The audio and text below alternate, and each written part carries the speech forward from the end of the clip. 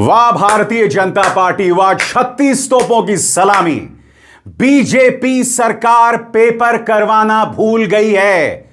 कोई ऐसा पेपर नहीं जो या तो लीक हो या जिसमें गलतियां ना हो। क्या आप जानते हैं दोस्तों, एनटीए, जी हां, एनटीए एनएटी 2026 के 3 पेपर दोबारा करवा रही है। क्यों? क्योंकि जो पेपर हुआ था 2026 में, उसमें कई गलतियां पाई गई। वर्ण से यानी ग्रामर से जुड़ी हुई गलतियां, स्पेलिंग मिस्टेक्स, तथ्यात्मक यानी फैक्चुअल मिस्टेक्स।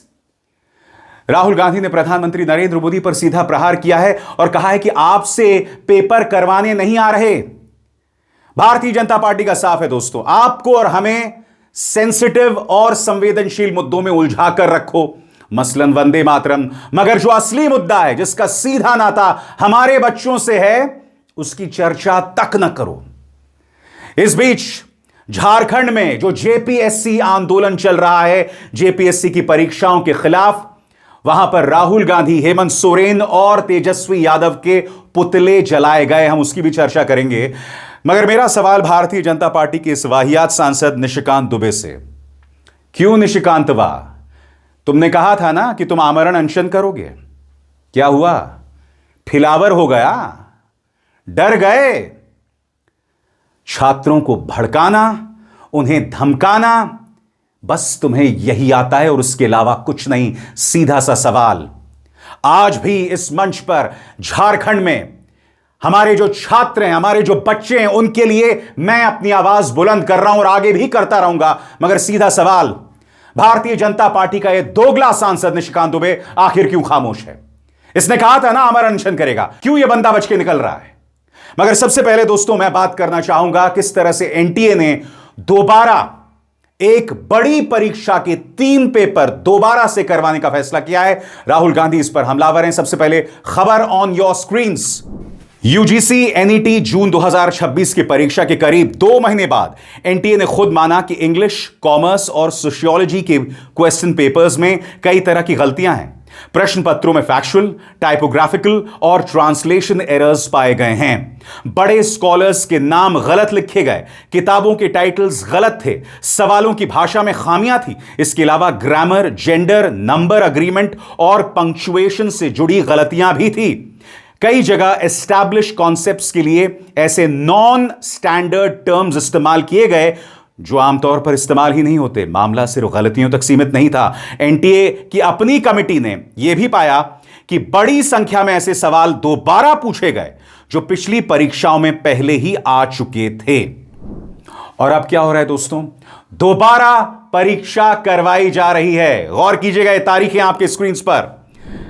इंग्लिश 9 सितंबर 2026 शिफ्ट 1, कॉमर्स 9 सितंबर 2026 शिफ्ट 2, सोशियोलॉजी 10 सितंबर 2026 शिफ्ट 1। एनटीए ने इस बात का ऐलान करते हुए क्या कहा, मैं आपको बताता हूं। वो कहते हैं इन कैंडिडेट्स को कोई एक्स्ट्रा फीस नहीं देनी पड़ेगी। बाकी 84 सब्जेक्ट्स के रिजल्ट्स तय स्केड्यूल के मुताबिक आएंगे। सीट्स की संख्या कम नहीं की जाएगी। पूरी जानकारी एनटीए की ऑफिशियल यूजीसी नेट वेबसाइट पर उपलब्ध है। जाहिर सी बात है दोस्तों, राहुल गांधी ने करारा प्रहार किया और राहुल गांधी का बयान आपके स्क्रीन पर। बकौल राहुल गांधी, प्रधानमंत्री नरेंद्र मोदी परीक्षा कराना भूल गए हैं। On your screens, Modi ji देखिए आपकी एनटीए ने अब क्या कर दिया। 22 से 30 जून के बीच सोशियोलॉजी, इंग्लिश और कॉमर्स के यूजीसी नेट एग्जाम हुए थे। करीब 2 महीने बाद एनटीए ने इन तीनों एग्जाम्स को कैंसिल कर दिया क्योंकि पेपर्स में गड़बड़ी थी और पुराने क्वेश्चंस दोबारा पूछे गए थे। हजारों कैंडिडेट्स ने सालों तैयारी की थी, फॉर्म्स भरे, फीस दी, दूर दूर एग्जाम सेंटर्स तक गए। अब सितंबर में उन्हें फिर से यही सब करना पड़ेगा। गलती एनटीए की है, लेकिन सजा स्टूडेंट्स भुगत रहे हैं। मैंने कोटा में कहा था, देहरादून में कहा, प्रयागराज में कहा और आगे भी कहता रहूंगा, यह अब एजुकेशन सिस्टम नहीं रह गया है। यह स्टूडेंट्स को निचोड़ने की मशीन बन चुका है।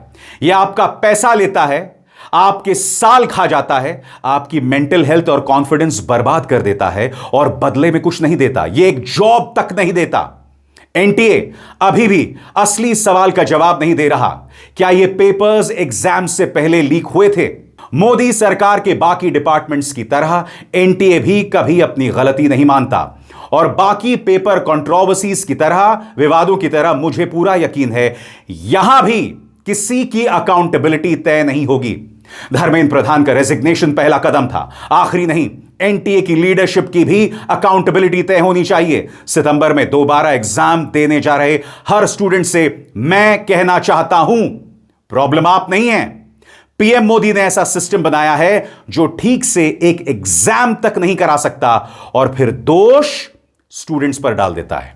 आपकी जिंदगी के कीमती साल छीने जा रहे हैं और हम तब तक नहीं रुकेंगे जब तक पीएम मोदी को इसका जवाब नहीं देना पड़ता। यहां जवाबदेही किसकी है दोस्तों? धर्मेंद्र प्रधान चले गए मगर अब भी वो जेनजी के बारे में अनाप शनाप बातें कर रहे हैं। भारतीय जनता पार्टी अब भी उनका सम्मान कर रही है बड़ी बड़ी रैलियों में। तो यह सब हो रहा है दोस्तों। देश के गृह मंत्री अमित शाह, जिनकी पुलिस ने छात्रों के साथ बर्बरता की थी, उनकी कोई जवाबदेही नहीं है, वो वंदे मातरम की बात कर रहे हैं। प्रहलाद जोशी, जिन्हें नया शिक्षा मंत्री बनाया है, वो तो और भी कमाल है। बिल्किस बानो के जब बलात्कारी और हत्यारे रिहा हुए थे तब इस शख्स ने उसका स्वागत किया था। यह है भारतीय जनता पार्टी का टैलेंट पूल। याद कीजिएगा दोस्तों, क्या कहा था राहुल गांधी ने अपने छात्रों की गूंज में? उनका एक एक शब्द आज मायने रखता है। सुना जाए। युवा plus data is equal to 21st century economy. मगर भाई और बहनों, डेटा आपका, यूथ पोटेंशियल आपका, मगर सिस्टम ने आपको चक्रव्यूह में फंसा रखा है। आप एजुकेशन लेते हो, लाखों करोड़ रुपए आपके परिवारों से लिया जाता है, फिर आपको एक सर्टिफिकेट दिया जाता है, मगर इस सर्टिफिकेट का कोई मतलब नहीं है आज हिंदुस्तान में, क्योंकि ये सर्टिफिकेट आपको रोजगार नहीं दे सकता है। 1000 युवाओं में से सिर्फ 12 युवाओं को परमानेंट नौकरी मिलती है। आपका डेटा छीन लिया जाता है, बड़ी बड़ी कंपनीज को आपका डेटा दिया जाता है और आपको फंसाया जाता है। आपको कहा जाता है जितनी भी आपको रील्स देखनी है, जितने आपको व्हाट्सएप मैसेजेस भेजने हैं, जितना आप इंस्टाग्राम पे रील्स बनाना चाहते हो आप बनाओ। भाई और बहनों, ये 21वीं सदी का नशा है। और फिर आपसे कहा जाता है कि ब्लिंकिट में काम करो, ऊबर में काम करो, मजदूरी करो, 21वीं सदी का नशा लो, तुम्हें नौकरी नहीं मिल सकती, रोजगार नहीं मिल सकता इस हिंदुस्तान में। और अब एक जरूरी संदेश, सच के इस सफर में मेरा साथी बनिए, मेरा चैनल ज्वाइन कीजिए और इनमें से एक विकल्प, एक ऑप्शन चुनिए। शुक्रिया। मैं फिर कह रहा हूं दोस्तों, यह मामला हमारे बच्चों के भविष्य को लेकर है। आप शिक्षा के साथ खिलवाड़ नहीं कर सकते। और यह खिलवाड़ क्यों हो रहा है? क्योंकि लैटरल एंट्री से, यानी पिछले दरवाजे से, भारतीय जनता पार्टी, आरएसएस और अपने पालतुओं को बिठा रहा है। और ये पालतू क्या कर रहे हैं? इन पालतुओं में कोई टैलेंट नहीं है, कोई सोच नहीं, कोई दूरदर्शिता नहीं। नतीजा पेपर लीक हो रहे हैं, नतीजा पेपर्स में ग्रामेटिकल एरर्स हो रहे हैं। सोच की भी सिहरन पैदा होती है दोस्तों कि किस तरह के लोग ये पेपर्स सेट कर रहे हैं। मैं जो मुद्दे उठा रहा हूं दोस्तों, इसका सीधा नाता हमारे बच्चों से है।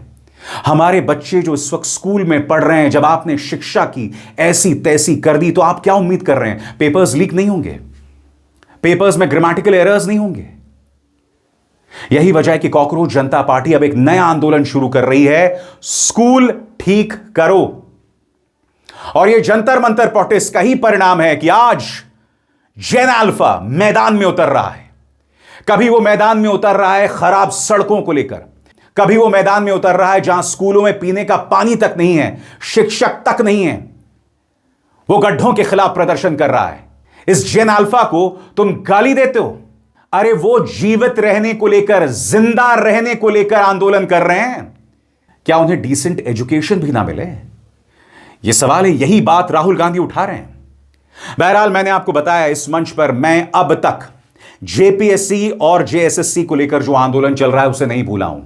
और मैं आपको दिखाना चाहता हूं कल देर रात किस तरह से छात्रों ने राहुल गांधी, हेमंत सोरेन और तेजस्वी यादव का पुतला जलाया। सुना जाए।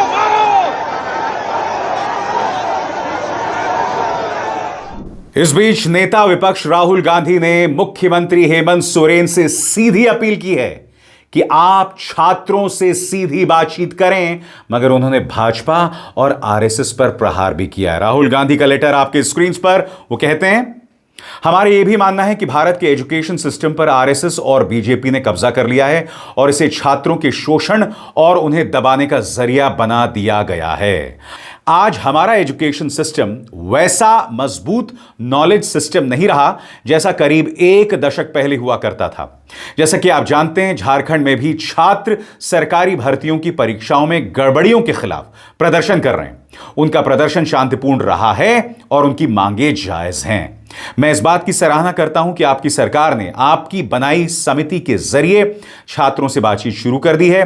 मेरी जानकारी में छात्रों की कई मांगों पर सहमति भी बन गई है। इसके बावजूद प्रदर्शन जारी है और कुछ छात्र अभी भी अनिश्चितकालीन भूख हड़ताल पर हैं।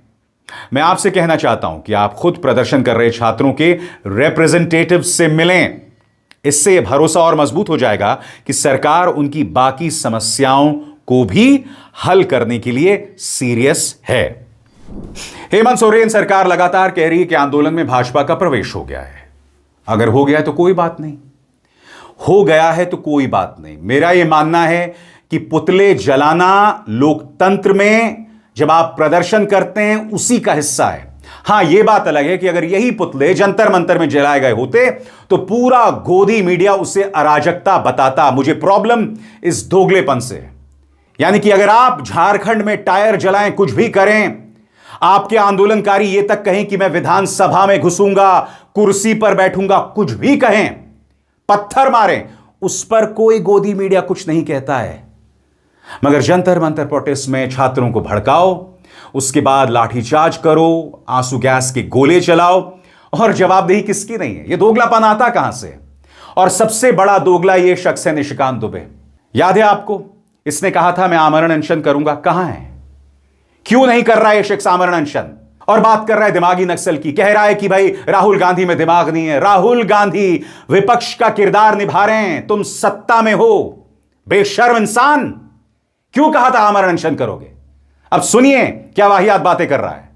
ये सड़कों पर है और उनका जेन्युइन डिमांड है। पिछले 7 साल से जो भी जेपीएससी का एग्जाम हुआ है, जेएसएससी का एग्जाम हुआ है, सीजीएल का एग्जाम हुआ है, अब तो आ रहा है कि सबों में करप्शन है, सबों में पैसे दिए गए। गरीब परिवार के बच्चे जो दिन रात मेहनत करते हैं वो नौकरी नहीं कर पाते। और उसके ऊपर जो दिमागी नक्सल जो कांग्रेस पार्टी है, जिसमें चिदम्बरम साहब का लगातार आप कह रहे हैं कि आज तो उन्होंने कहा है कि मैं दिमागी नक्सल वो हैं, और एक वो आदमी है जिसमें दिमाग ही नहीं, इसलिए वो नक्सल नहीं है, वो राहुल गांधी जी हैं। लेकिन जाहिर सी बात है, निशिकांत दुबे पर कांग्रेस की नेता और मंत्री दीपिका पांडे सिंह ने प्रहार किया। वो क्या कहती हैं ऑन योर स्क्रीन्स। ये तो 13 अगस्त से बच्चों के साथ आमरण अनशन करने वाले थे। बच्चों को राजनीतिक फायदे के लिए आगे कर झारखंड के खनिज पर केंद्र के माध्यम से डाका डाला है। जिस झारखंड ने 4 बार सांसद बनाया, उस झारखंड को पंगु बनाने वाले बिल के खिलाफ एक शब्द नहीं बोला। गोल गोल तो बहुत दूर की बात है। ये वो शख्स है जो संसद के अंदर देश के पहले प्रधानमंत्री को अय्याश बोलता है। ये वो शख्स है जो राहुल गांधी को चोर बोलता है। ये वो शख्स है जो संसद के अंदर मेरे खिलाफ और 2 अन्य पत्रकारों के खिलाफ खड़े होकर झूठ बोलता है। और इस कायर में इतनी हिम्मत नहीं है कि वही बात दोहरा के बाहर कहे, क्योंकि ये जानता है मैं इसे अदालत घसीट कर ले जाऊंगा। इसीलिए निशिकांत दुबे ये सारी बकवास करते हैं, या करता है, जो भी आप कहना चाहें। बहरहाल छात्र जो हैं वो आंदोलन कर रहे हैं, कई आमरण अनशन पर है। आपके स्क्रीन पर यह हैं प्रेम नायक। वो कह रहे हैं कि सरकार गोल गोल बात कर रही है, सीबीआई की जांच हो, उससे कम पर हम नहीं मानेंगे। प्रेम नायक। वार्ता तो कई बार हुआ, वार्ता गहराई से समझा जाए। वो ऐसे कि वार्ता करने के लिए तैयार है, वार्ता करते हैं। ये तो ऐसा हुआ ना कि एक ठो कहानी है कि सारस जो होता है उसको हम न्योता बुलाएं खाने के लिए और खाना दे दिए थाली में, कैसे खाएगा? उस तरह की हालात बना दिया है। इन लोग जो है सो वार्ता के लिए बुलाता है, वार्ता करने की मनसा नहीं है, बातें मानना नहीं चाहिए, वार्ता करने के लिए तैयार है, छात्र के साथ है, गोल गोल बात करते हैं, सिर्फ गोल गोल। ये 26 साल सिर्फ गोल गोल ही बात किए हैं, अब नहीं चलेगा। आर पार की लड़ाई है। रद्द करो, सीजीएल रद्द करो, जेपीएससी रद्द करो, सीबीआई जांच हो, उसके बाद ही हम लोग कुछ बात करेंगे। यही नहीं दोस्तों, जैसे कि आप देख सकते हैं राहुल गांधी, तेजस्वी और हेमंत सोरेन के पुतले यहां जलाए गए। एक शख्स ने अपने बाल मुंडवा लिए, यह कहते हुए कि मैं राहुल गांधी का छोटा भाई हूं। अब मैं आपसे एक सवाल पूछना चाहता हूं, यह बात जो कह रहे हैं मैं चाहता हूं आप सुने, मगर इस तरह से अगर भारतीय जनता पार्टी के किसी नेता के खिलाफ कोई अपने बाल मुंडवा देता, और आप जानते हैं इंसान बाल कब मुंडवाता है, उसका ख्याल भर भाजपा सरकार क्या कर देती। सुनिए यह छात्र क्या कह रहा है। देखिए, राहुल गांधी बड़े भाई और बड़े भाई हेमंत जी का मैं छोटा भाई हूं, होने के नाते मेरा फर्ज है कि उनकी अंतिम क्रिया में अपना तन मन धन समर्पित कर दूं। जिस प्रकार मैंने सखुआ का दतुन पवित्र आदिवासी समाज माना जाता है, दतुन कराने के बाद अनाज लाया हूं, उड़द चावल, उसके बाद अंतिम संस्कार करने के बाद उनकी अस्थियां जब आ जाएंगी बच जाएंगे तो उनको स्वर्ण रेखा घाट में बहाने के लिए मुझे ही खड़ा होना पड़ेगा, छोटे भाई का फर्ज अदा करने, क्योंकि मुर्दों से कोई अपेक्षा नहीं किया जा सकता है। हमारे राज्य, हमारे देश को ये मुर्दे के समान है, सिर्फ अपने परिवार का ही विकास करते हैं, परिवारवाद में फंसे हुए एक प्रकार से। और ये झारखंड से भी वोट लेके सिर्फ अपने परिवार का ही विकास किया जा रहा है, तो मुर्दों से ज्यादा अपेक्षा नहीं की जा सकती है। इसीलिए मैं आज छोटे भाई होने का फर्ज अदा कर रहा हूँ। दोस्तों, उसी तरह से राहुल क्रांति का जो आमरण अनशन है वो 15वें दिन प्रवेश कर चुका है। वो भी कह रहे हैं कि भाई सीबीआई जांच तो करवानी पड़ेगी, उससे कम पर हम नहीं मानने वाले। राहुल क्रांति, बहुत कमजोरी हो गया है। आज भूख हड़ताल का 15वां दिन है और सरकार का ध्यान हम लोग के तरफ नहीं है। सरकार आज बुलाई है, आप लोग से बातचीत करेंगे छात्रों से 2 दिन को, क्या कहेंगे, क्या लगता है, उम्मीद है आज कुछ? देखिए, सीबीआई जांच की मांग हम लोगों का है। सरकार सीबीआई जांच पर तैयार होती है तो ठीक है, और नहीं होती है तो हमको तो नहीं लग रहा है कि वो सीबीआई जांच पर तैयार होंगे, क्योंकि कई बार उनका स्टेटमेंट माननीय मुख्यमंत्री का हम लोग सुने हैं, वो सीआईडी जांच के लिए बोलते हैं। लेकिन हम लोगों को इस बार रिफॉर्म चाहिए। पार्टी पॉलिटिक्स से हम लोग को मतलब नहीं है, सरकार किसी का भी रहे, लेकिन कि नौकरियां न बिके, सिस्टम में सुधार हो, इसलिए हम लोग सीबीआई जांच की मांग कर रहे हैं। कहां पर गड़बड़ी हुआ है, एजेंसी गलती किया है, आयोग गलती किया है, कि सरकार का भी संलिप्तता है? क्यों सरकार नहीं चाह रही है सीबीआई जांच कराने का? सरकार के मानसा से भी साफ जाहिर होता है कि सरकार भी मिली हुई है, इसीलिए सीबीआई जांच से भाग रही है। इस आमरण अनशन का चेहरा कहीं ना कहीं देवेंद्र महतो बनकर आए हैं, और उनका कहना है कि सरकार को हमारी बात माननी पड़ेगी, वरना यह आंदोलन और उग्र होगा और सीएम के निवास स्थान का भी घेराव हो सकता है। देवेंद्र महतो क्या कह रहे हैं, ये सुना जाए। उम्मीद है, अगर उम्मीद और विश्वास पर सरकार खरा नहीं उतरेगी तो संघर्ष जारी रहेगा। 20 तारीख को आप लोगों ने घेराव की बात की है सीएम आवास का। देखिए, 20 तारीख क्या, वहाँ हमेशा सीएम घेराव और विधानसभा घेराव, और छात्र पूरा टूट पड़ेंगे, वहाँ से हटेंगे नहीं, क्योंकि सबका एक धैर्य होता है। लेकिन हम चाहते हैं कि सरकार वार्ता करके सफल करे, नहीं तो छात्र अब सुनने वाले नहीं। छात्र नेता पीयूष कुमार कह रहे हैं कि सरकार साजिशें कर रही है, सरकार स्टूडेंट्स को बरगला रही है, और मैं बार बार कहता रहा हूं दोस्तों, स्टूडेंट्स को मत बरगलाइए। ये अपनी वाजिब मांग लेकर उतरे हैं। मैं जानता हूं सरकार अपने तर्क दे रही है। जहां तक पेपर कैंसिल कराने की बात है, वो कह रही है कि यह फैसला हम नहीं कर सकते, यह मामला अदालत जाएगा, अदालत में हम यह कहने को तैयार हैं, और छात्रों को भी कहीं ना कहीं सुनना पड़ेगा। सुनिए पीयूष कुमार क्या कह रहे हैं। अब देखना यह है कि सरकार की मंशा कितनी है, हमारी मांगों के प्रति कितनी गंभीर है सरकार वास्तव में समस्या का समाधान चाहती है, या जिस प्रकार से खबरें कुछ जो चल के आ रही थी कि सरकार हमारे कुछ साथियों के साथ प्रलोभन या दबाव, ऐसी कुछ स्थिति उत्पन्न हो रही थी, जिससे यह प्रतीत हो रहा है कि सरकार साजिश कर रही है आंदोलन को कमजोर करने का। तो इससे थोड़ा शंका तो होती है कि सरकार की मंशा कितनी सही है। बहरहाल एक बात तय है, अगर आज की बातचीत से कुछ नहीं निकलता तो सीएम के निवास स्थान का घेराव तय है। रविंद्र पासवान कह रहे हैं कि उसके बाद यह आंदोलन और उग्र होगा। क्या कह रहे हैं रविंद्र, ये सुना जाए।